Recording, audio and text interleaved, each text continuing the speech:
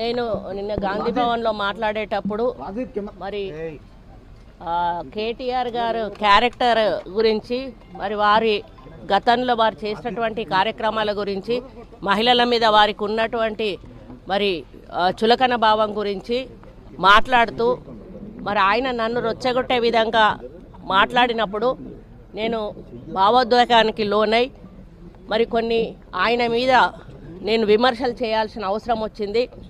ఆ సందర్భంలో నాకు ఇంకెవరి మీద కూడా వ్యక్తిగత ద్వేషం కానీ మరి వ్యక్తిగత కోపం కానీ లేదు.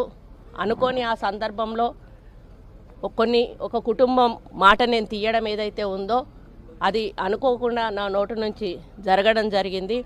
ఆ తర్వాత వారి ట్వీట్ చూసిన తర్వాత నేను కూడా చాలా బాధపడ్డాను.